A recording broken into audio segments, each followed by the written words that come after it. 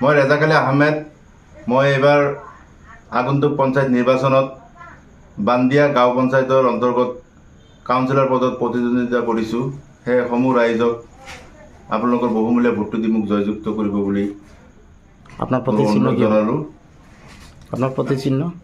মোৰ প্ৰতীক চিহ্ন হৈছে আপোনাৰ নৌকাৰ ছবি। সেই সমূহ ৰাইজক এইবাৰ কোনো দলীয় প্ৰতীকৰ প্ৰতি সঁহাৰি নিদি এজন যোগ্য ব্যক্তিক আপোনালোকে নিৰ্বাচিত কৰিব বুলি মোৰ দৃঢ় বিশ্বাস।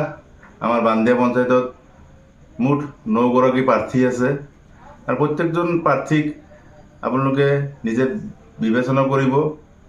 তেওঁলোকৰ বিগত কাৰ্যকালৰ খতিয়ান আপোনালোকে বিচাৰিব। নিশ্চয় আপোনালোকে জানে যে আমাৰ যিসকল প্ৰতিনিধিয়ে ইতিমধ্যে পঞ্চায়তত তেওঁলোকৰ কাৰ্যকাল অতিক্ৰম কৰিছে, তেওঁলোকৰ সমাজৰ প্ৰতি যি দায়িত্ব আছিল সেই দায়িত্ব তেওঁলোকে পালন কৰিব পৰা নাই। আৰু সেয়েহে আজি এইবাৰ বান্দিয়া পঞ্চায়তৰ ৰাইজে বিগত দিনত যিসকল প্ৰতিনিধিত্ব কৰিছিল তেওঁলোকক বৰ্জন কৰিছে।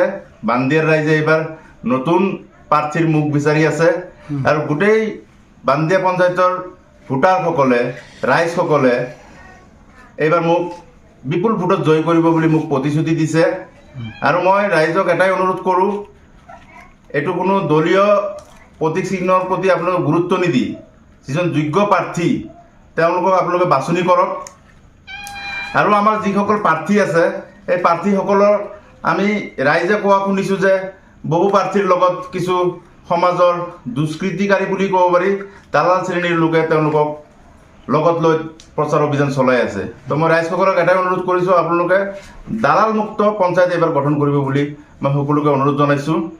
আৰু আপোনাৰ বিগত সময়ছোৱাত আপোনালোকে যদি মোৰ ব্যক্তিগত সামাজিক অভিজ্ঞতা আপোনালোকে জানিব বিচাৰে, আপোনালোকে জানে যে মই মঙ্গলদৈ মহাবিদ্যালয়ত 2003 চনতে মই সম্পাদক হিচাপে নিৰ্বাচিত হৈছিলোঁ। সেই সময়তে মই মঙ্গলদৈ কলেজৰ বিভিন্ন উন্নতিৰ কাম কৰিছোঁ।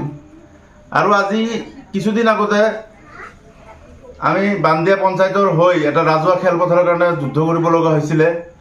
আৰু আমি প্ৰায় 15 বিঘা মাটি আমি বান্দিয়া পঞ্চায়তৰ এই বৃহত্তৰ চলচাপৰিৰ খেলপথাৰৰ কাৰণে মই নেতৃত্ব লৈ ৰাইজৰ সহযোগত, বান্দিয়া ৰাইজৰ সহযোগত মই এটা 15 বিঘা মাটিৰ খেলপথাৰ ৰাইজৰ ওচৰত উচৰ্গা কৰিছোঁ। আৰু আশা কৰোঁ ৰাইজে এইবাৰ মোক বিপুল ভোটেৰে জয় কৰাব। আৰু আগন্তুক 5 বছৰ কাৰ্যকাল মই সমূহ ৰাইজৰ লগত থাকি এই সমাজৰ লগতে এই পঞ্চায়তৰ বিভিন্ন আমাৰ জনগোষ্ঠীৰ লোক আছে, বিহাৰী সম্প্ৰদায়ৰ লোক আছে, বেংগলী সম্প্ৰদায়ৰ লোক আছে, আমাৰ মাইমল গোষ্ঠীৰ লোক আছে, সকলোকে লগত লৈ মই পঞ্চায়তৰ কাম কাজবোৰ আগুৱাই লৈ যাম। আপোনালোকে মোক এবাৰ সুযোগ দিয়ক। এইখিনি কৈ মই আজি মোৰ বক্তব্য শেষ কৰিলোঁ।